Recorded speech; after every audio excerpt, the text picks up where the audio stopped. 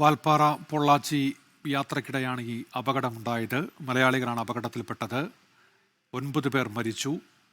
7 സ്ത്രീകൾ, ഒരു കുട്ടി, ഒരു പുരുഷൻ, അങ്ങനെ 9 പേർ മരിച്ചു. ആ അപകടത്തിൻ്റെ രാത്രി ദൃശ്യങ്ങളാണ്.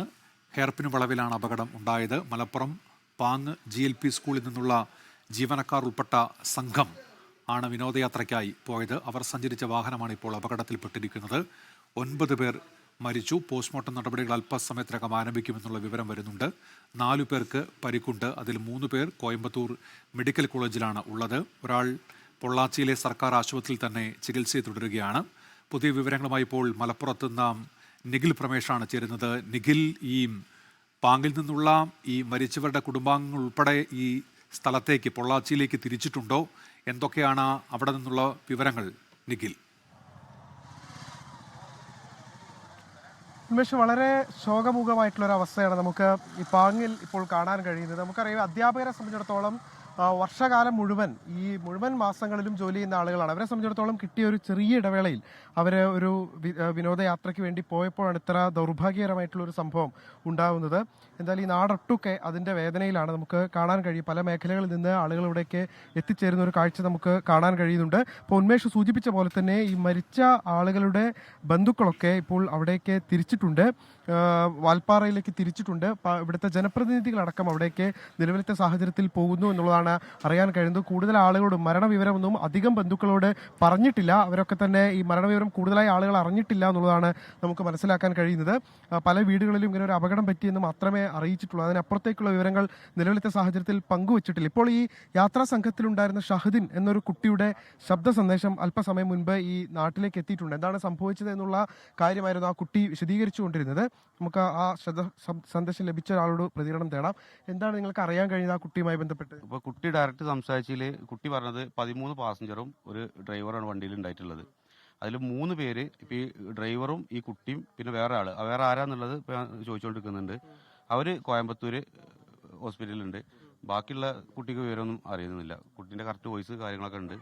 കുട്ടിയുടെ ഡീറ്റെയിൽ അഡ്രസ്സൊക്കെ പറഞ്ഞ വോയിസും കാര്യങ്ങളും. ആ കുട്ടിയുമായിട്ട് നിങ്ങൾക്ക് ബന്ധപ്പെടാൻ കഴിയുന്നുണ്ട് ഇപ്പോൾ? അത് കുട്ടി ഇനിയിപ്പോൾ അത് ഒറ്റ മിനിറ്റ്. നിങ്ങൾക്ക് അയച്ച 3 ഫോട്ടോ ഇവിടെ കോയമ്പത്തൂർ ജീവിച്ചിലുണ്ട്. മൊത്ത ഡെത്തെല്ലാം പൊള്ളാച്ചിലുണ്ട്. പക്ഷേ പൊള്ളാച്ചിയിൽ ഒരു പെൺകുട്ടി ഉണ്ട്.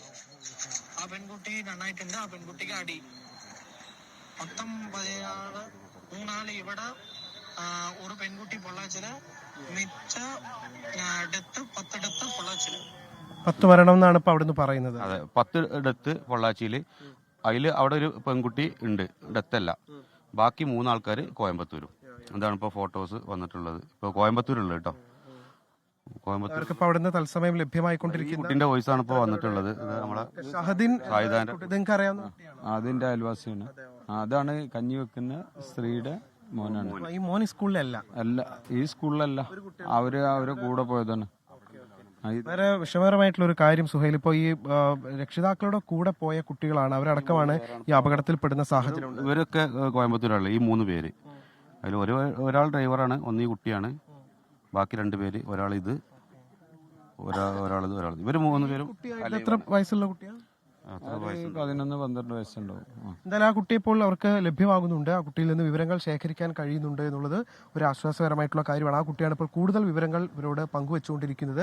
14 പേരുണ്ടായിരുന്നു ഞങ്ങൾ, 13+1, അതായത് 13 യാത്രക്കാരും ഒരു ഡ്രൈവറും അടക്കം, അങ്ങനെ 14 പേര് ഈ വാഹനത്തിലുണ്ടായിരുന്നു എന്നുള്ള കാര്യമാണ് ആ കുട്ടി ഇപ്പോൾ വ്യക്തമാക്കുന്നത്. അതോടൊപ്പം തന്നെ മരണസംഖ്യ 10 എന്നുള്ള കാര്യം കൂടി അവിടെ നിന്ന് പറയുന്നുണ്ട്. അക്കാര്യത്തിൽ നമുക്ക് ഔദ്യോഗികമായിട്ടുള്ള സ്ഥിരീകരണം ഈ നിമിഷം വരെയും ലഭ്യമായിട്ടില്ല. ആ കാര്യത്തിൽ കൂടി ഒരു വ്യക്തത കൈവരേണ്ടതുണ്ട്. എന്തായാലും അങ്ങേയറ്റം ദൗർഭാഗ്യകരമായിട്ടുള്ള ഈ സ്കൂളിലേക്ക് അല്പദൂരം കൂടി പോകണം. അവിടേക്ക് പക്ഷെ ആരും കടന്നു പോയിട്ടില്ല. കാരണം അത്രമേൽ വേദന നിറയുന്ന, കണ്ണീര് നിറയുന്ന.